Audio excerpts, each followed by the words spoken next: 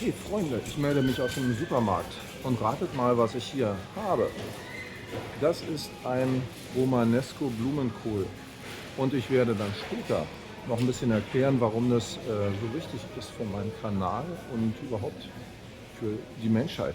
Also bis später. Tschüss.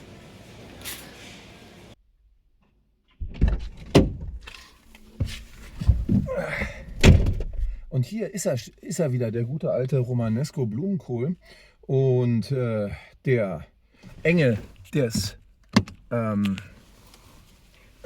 des Supermarktes entronnen, äh, kann ich ja nun sagen, was ich damit verbinde.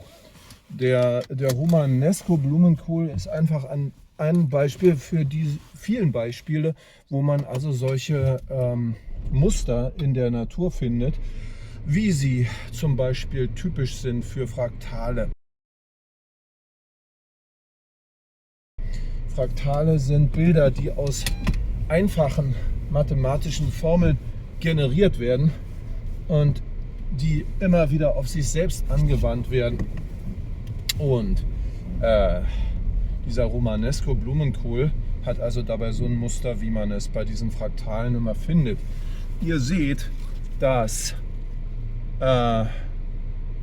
eines dieser vielen Spitzen sich dann wieder in kleineren Spitzen findet und diese kleineren Spitzen haben dann wieder diese ganz gleichen Spitzen. Und das ist also ein typisches Beispiel dafür, dass eine mathematische Formel ein bestimmtes Muster erzeugt. Das sind also diese Spitzen, diese typische Art von Spitzen bei diesem Blumenkohl hier zum Beispiel. Und das wiederholt sich und setzt sich fort im Kleinen und immer kleineren, bis in alle Unendlichkeit. Weil bei einem Fraktal ist es auch so, dass wenn man das Bild lange genug bis in die Tiefe hinein berechnen lässt, dann wird das Bild bekommt immer eine größere Auflösung und bekommt immer mehr Details, so wie es bei jedem Digitalbild ja ist. Und das bedeutet bei solchen Fraktalen eben, dass sich diese Struktur, die man da hat, bis in alle Ewigkeiten fortsetzen lässt, bis in alle tiefsten Tiefen, nein, nicht tiefsten Tiefen, sondern tatsächlich bis in die Unendlichkeit. Das ist einfach bloß eine Frage, wie lange man rechnet. Und ganz ähnlich ist es ja, wie gesagt, in der Wirklichkeit spiritualistisch betrachtet eben auch.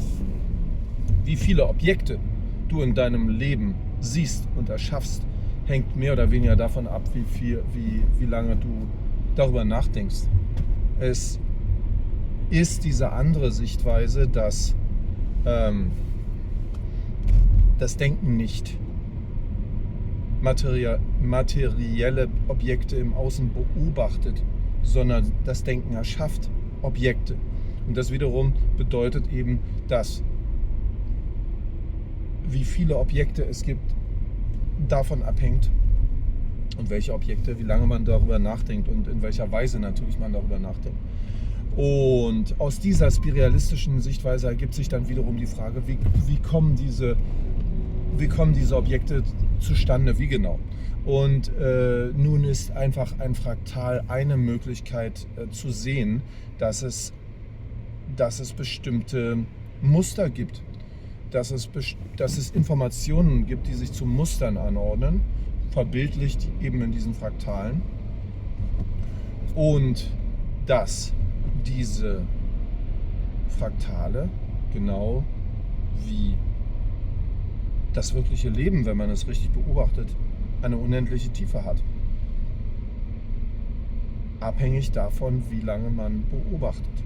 So, und das wollte ich hier zum Thema Blumenkohl mal kurz einwerfen. Also ein ganz praktisches Beispiel aus dem ganz praktischen Leben, wie man das sehen kann. Man kann übrigens solche Fraktalmuster in vielen, vielen zum Beispiel kristallinen Formen finden, Schneeflocken und vieles mehr. Und wie man sieht, hier auch an so einem etwas welken Romanesco Blumenkohl. Bis dann erstmal. Tschüss.